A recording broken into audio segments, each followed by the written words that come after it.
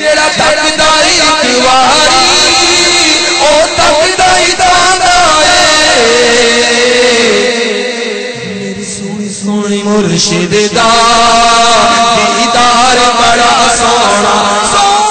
ماحول کے قریب ایک اسلام بھائی آیا، شادی ہے اس کی، گھر والے ماحول میں نہیں ہے، ہم تیری شادی میں یوں کریں گے، ہم تیری شادی میں یوں کریں گے، ہم تیری شادی میں یوں کریں گے. اس طرح کی شکایتیں ملتی ہیں. آپ کا جو نوجوان بیٹا ہے، لڑکا ہے، یہ ماحول میں آ رہا ہے، اس کا ماشاءاللہ ذہن بن رہا ہے گناہوں سے بچنے کا، موسیقی سے بچنے کا، بد نگاہی سے، بے پردگی سے بچنے کا، لیکن وہ گھر والوں کا تعاون نہیں ملا کرتا. اس کا کیا کیا جائے؟ اور معلومات کی کمی کا حال یہ ہے کہ اگر وہ بیچارہ احتجاج کرتا بھی ہے نا، میں یہ نہیں کروں گا وہ نہیں کروں گا، بعض بے باک یہاں تک بول دیتے کہ چل گناہ ہمارے اوپر، بس استغفر اللہ استغفر اللہ.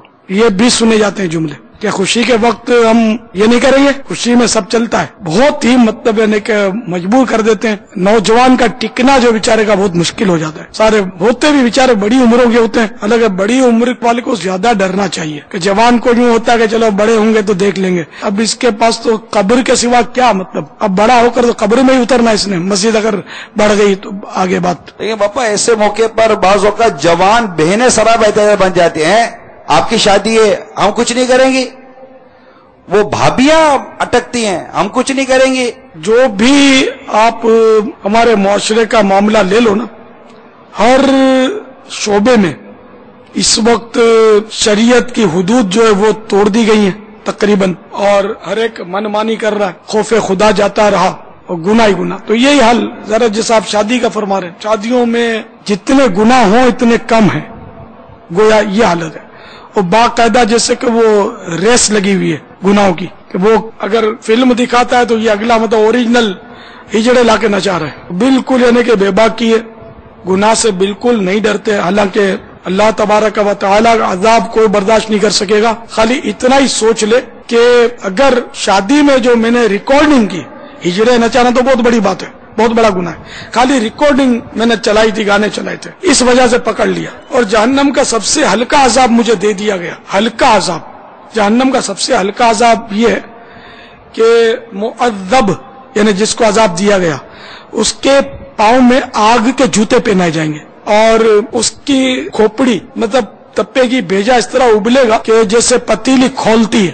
روایت میں یہاں تک ہے کہ جس کو یہ عذاب ہوگا، یہ کافر کے لیے غالباً روایت ہے کہ جس کو یہ عذاب ہوگا ہلکا، اور اس کو اگر کہا جائے کہ یہ دنیا اور اس میں جو کچھ ہے وہ تیرا ہو جائے، تو کیا تو اس عذاب سے چھٹکارا پانے کے لیے وہ سب دے دے گا ڈنڈ میں تاوان میں؟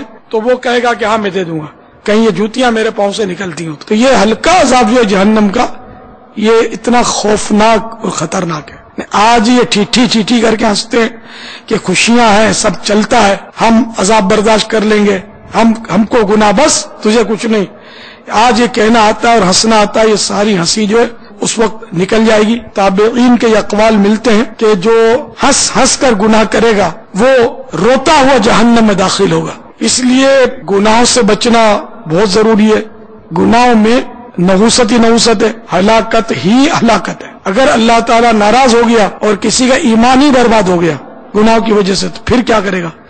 کیونکہ گناہ جو ہے نا وہ برے خاتمے کے اسباب میں سے ایک سبب ہے. اس لیے گناہوں سے بچنا چاہیے. اور شادیوں کے گناہ ہو یا کاروبار کے گناہ ہو یا دیگر معاملات کے گناہ ہو، چوریاں ہو، ڈکیتیاں ہو، لوٹ مار ہو، کسی کا چھیننا ہو، موبائل چھین لینا، گاڑی چھین لینا، اسکوٹر چھین لینا، یہ سب مطلب جو ہے نا یہ ترک کر دیں، توبہ کر لیں، توبہ کے تقاضے پورے کریں، تلافی کریں اس کی، اور اچھے مسلمان کی حیثیت سے زندگی کے دن گزاریں. ورنہ موت تو آج بھی آئے گی، 100 سال کے بعد بھی آئے گی.